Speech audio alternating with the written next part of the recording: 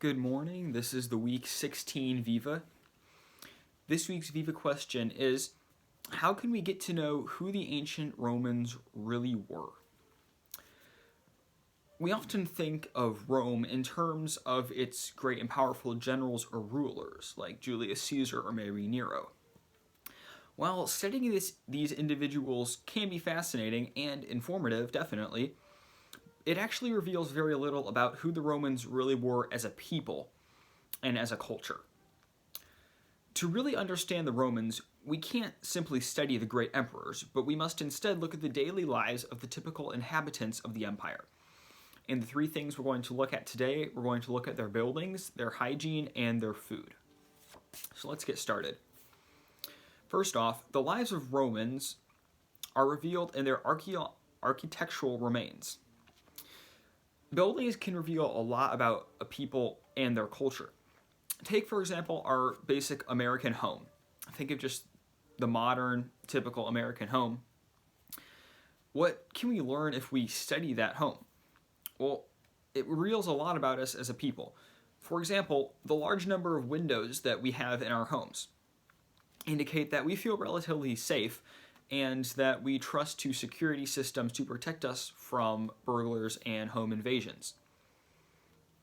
Our houses are not made to be very durable compared to those in Ireland, where sometimes their walls are 8 feet thick. Ours are maybe not even a foot, probably a foot or less. So our homes aren't very durable because we don't expect to live in them very long, and they're probably just going to be torn down, and we're also not expecting to pass them on to our children. These are some of the things that we can learn from analyzing American homes, and the same techniques can be applied to Roman homes. The Romans were a gregarious people, and they built their society around their social spaces. The Forum was the heart of Rome. It had a multi-purpose site with functions that included elections and trials, public speeches, and social gatherings, as well as business deals and maybe instructional areas for schools. It was a very multi-purpose, open public area. Roman public spaces had such an importance partly because their government did not provide many of the services that we would expect government to provide to us today. For example, they had no police system. They had riot police, but those were only called out for riots, and then they had kind of like a special elite forces that escorted senators and a fire squad. But they had no police force actively looking for and stopping crime. So the citizens of Rome, to protect themselves, relied on the patron-client network. Basically, you would seek out a patron who was wealthy and powerful and associate yourself with him, and that would protect you. And in return for this protection, you were expected to provide certain services for your patron, such as if he needed muscle, you were like his small army, or perhaps he needed some funding for a political campaign, you would probably be the one who provided that. These mutual aid structures are reflected everywhere in Roman society. The houses of great patrons like Tiberius and Hadrian were built specifically around hosting large parties of clients.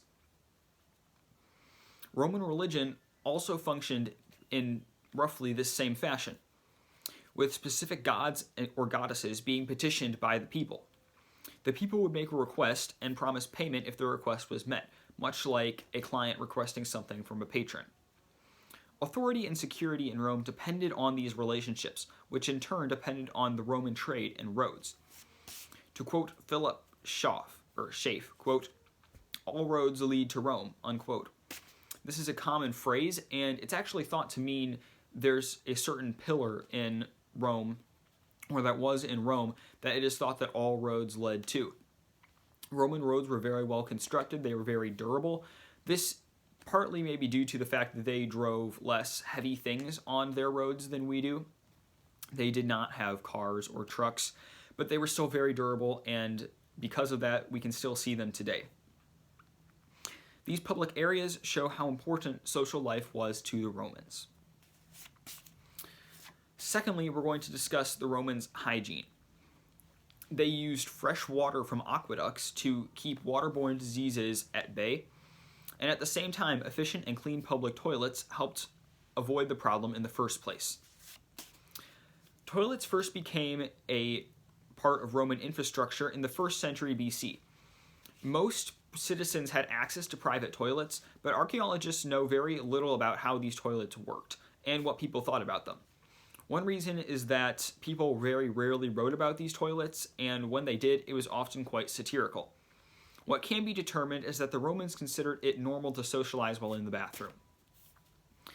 Baths were also a common fixture in Roman society.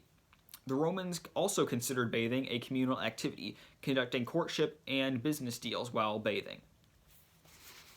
To quote Alyssa Whitmore, quote, "For the Romans, the baths weren't just a place to get clean, but this larger social center where a variety of activities were taking place," unquote.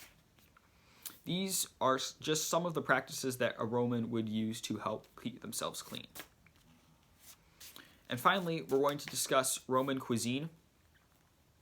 Throughout history, food has notoriously been inaccessible or hard to get, but the Romans had a different problem.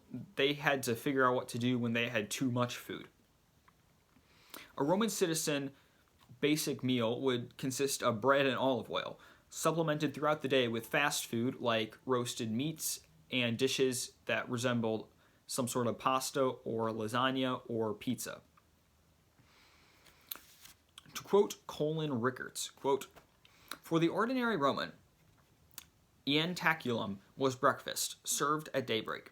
A small lunch, prandium, was eaten around 11 a.m. The cena was the main meal of the day," unquote.